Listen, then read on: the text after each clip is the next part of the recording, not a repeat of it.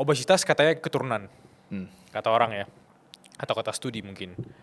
Tapi apakah cocok loginya seperti ini? Mungkin keturunan itu sekitar 10%, 90% lagi yaitu keturunan habitnya dari keluarganya yang suka makan manis. Anaknya juga suka makan manis. Apakah itu make sense? Menurut gue 100% sih.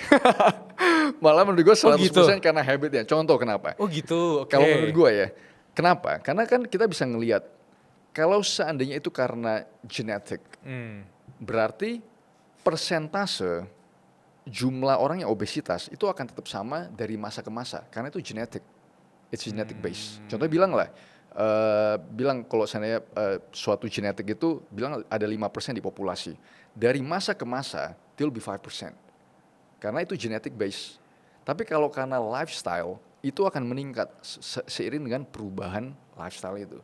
Jadi kalau kita ngelihat dari sisi obesitas, seberapa banyak persentase orang obesitas zaman dulu dibanding sekarang. Sekarang itu hampir 50-60% kalau tergantung dari data-data yang mana kita lihat ya. Contoh kayak kemarin data Kemenkes yang ada Kemenkes ngerjain free medical check-up. Begitu mereka ngelihat wanita-wanita Indonesia, hampir 60% itu overweight dan obesitas.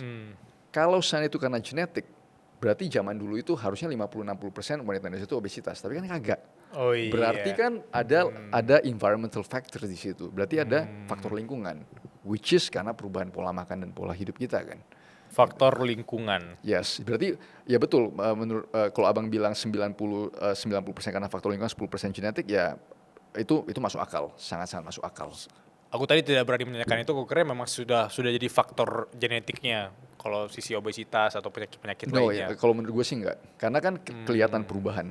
Mungkin selama ini aku tidak terlalu tahu tentang sisi penyakit atau makanan yang membuat kita gampang sakit dan segala macam ya.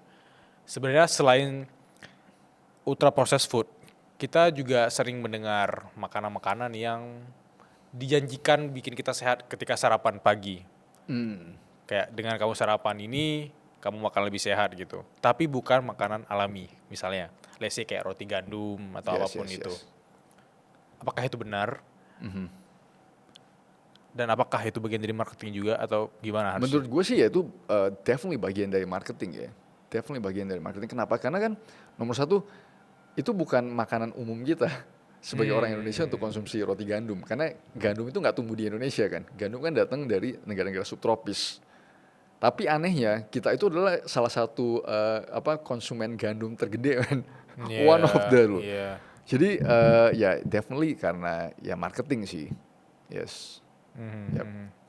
Even kayak aku lupa lagi namanya, kayak makanan yang untuk orang diet yang kayak bar gitu ya. Protein bar dan segala macam. Iya, menurut gue sih lagi-lagi kita harus lihat komposisinya. Jadi bagi teman-teman yang mau tahu apakah itu ultra processed atau bukan, look at the composition, lihat komposisinya. Lihat apakah banyak bahan campuran, contoh kayak emulsifier lah, pengawet inilah, pewarna inilah, dan segala macam itu kan kelihatan di komposisinya. Begitu makin banyak itu ya makin proses.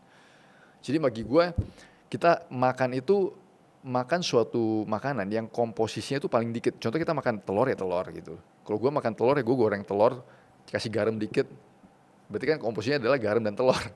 That's good. Ya kan, semua natural kita masak. Ya konsumsilah makanan-makanan seperti itu. Telur ya telur, ayam ya ikan, ikan ya ikan, daging sapi ya daging sapi. We can see it. Itu.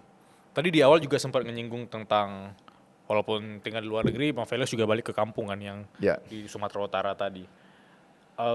Mungkin kalau kita ngomongin kata-kata kampung, orang-orang dulu kayak kakek nenek kita mungkin bisa lebih awet atau hidupnya bisa di atas 80-90 tahun ya.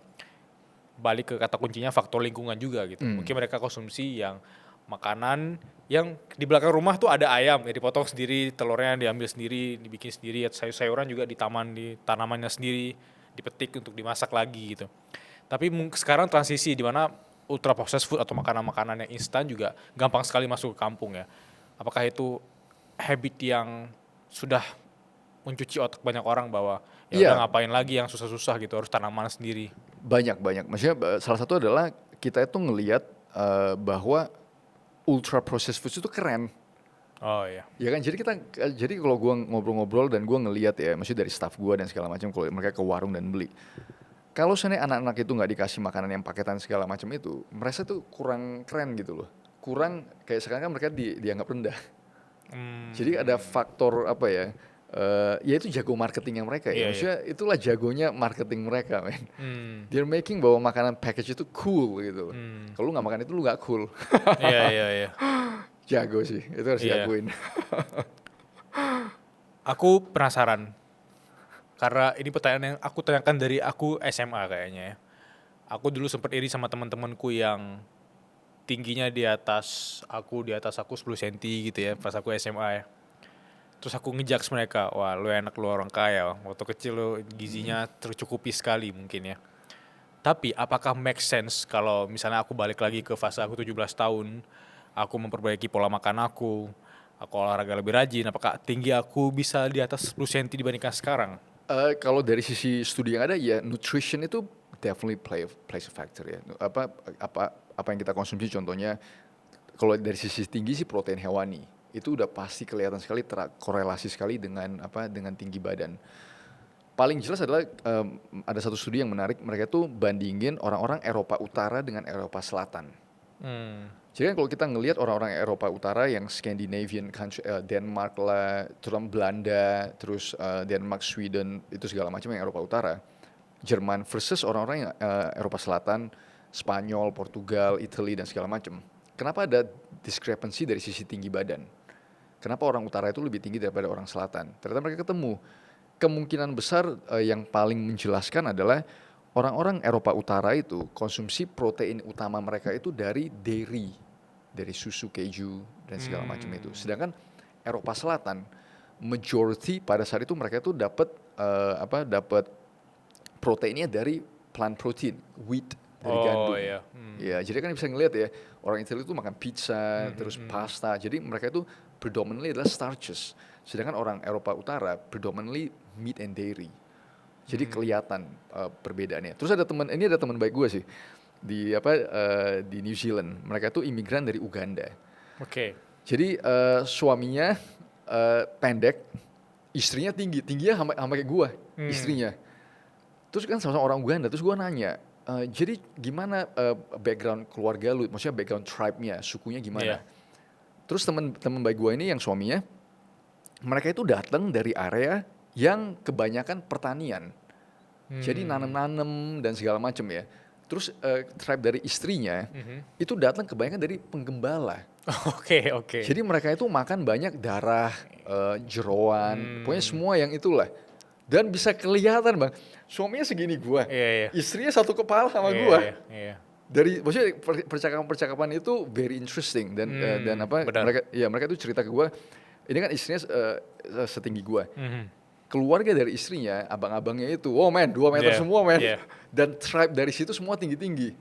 Nah jadi kan dari situ kita bisa ngelihat ternyata animal protein itu plays a factor, sangat-sangat mempengaruhi sekali pertumbuhan tinggi. Iya, apalagi gak semua sih, maksudnya mungkin genetik ya mungkin ada ya, tapi ya nutrition juga plays a factor gitu. Aku sempat ingat ada temanku yang dia dari Aceh juga. Aku ingat kita berpisah itu di SMP. Kemudian dia berangkat ke Australia bareng keluarganya karena orang tuanya harus studi di Australia. Pas dia balik fase dia kuliah, dulu kita sejajar. Sekarang dia 190. Ya itu kayak apa yang terjadi? Apakah aku tertinggal karena aku tinggal di sini? Apa yang kamu makan di Australia sana gitu? Iya bisa jadi karena kan di sana susu, keju, maksudnya meat, daging itu ya. Bisa jadi. Yes.